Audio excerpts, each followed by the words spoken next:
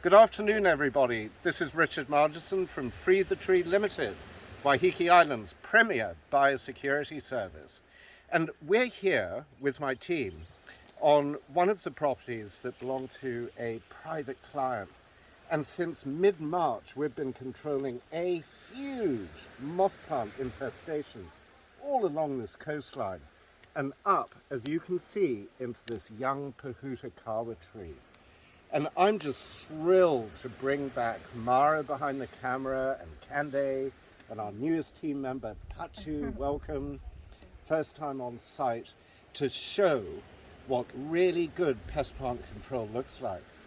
Because just behind Pachu here, you can see the shrunken remains of mature moss plant, which had been up in this pohutakawa. And you can see from the dead and regenerating branches just how suffocating this pest plant is. So we got in here, we cut it at chest height, then we got down, we got all the vines we could find, we heaped it in a pile, we pulled everything down from the tree, and we freed it to carbon dioxide, which every tree needs, freed it to the minerals in the soil, and freed it to sunlight. And even now you can see this pohutakawa beginning to regenerate. And it's wonderful because if you look around the roots, you can now see 1, 2, 3 blue penguin nests. And with that moth plant covering them, those blue penguins would not have been able to get in. And that's what our work is all about. It's about restoring New Zealand's unique and precious biodiversity.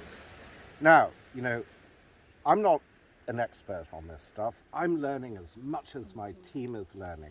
And we're conducting a field experiment because we haven't been here since June. And it's now late September. In fact, it's the 1st of October.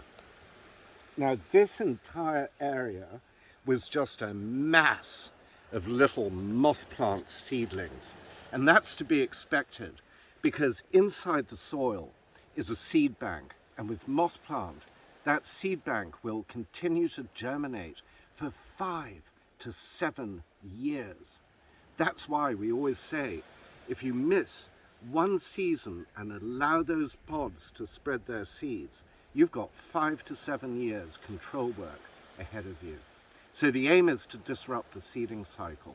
And then the aim is to monitor and observe what nature is doing in its own form of pest plant control. So we've come back and literally all we've found is just this small patch of seedling moss plant. That's all. When we were here back in mid-June, all of this was seedlings.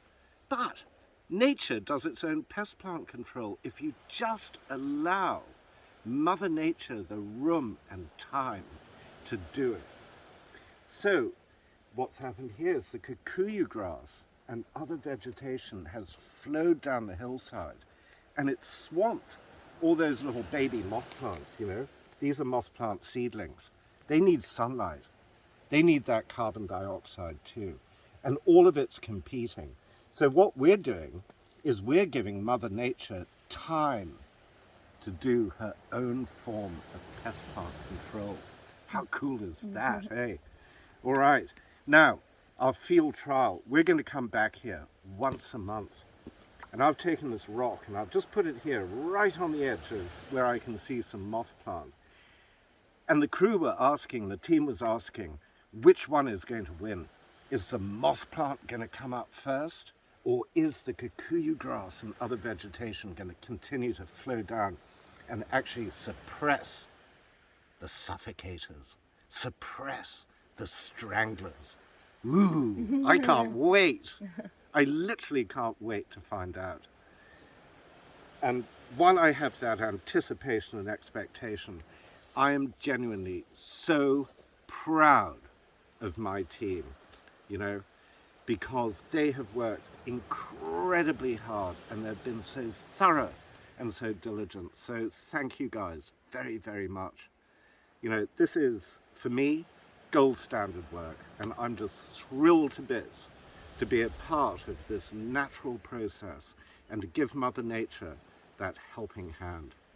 Hey, stay tuned for the next episode from Mother Nature's therapy room in the heart of Waiheke Island's pristine native bush as we continue to restore our unique native biodiversity. See you next time.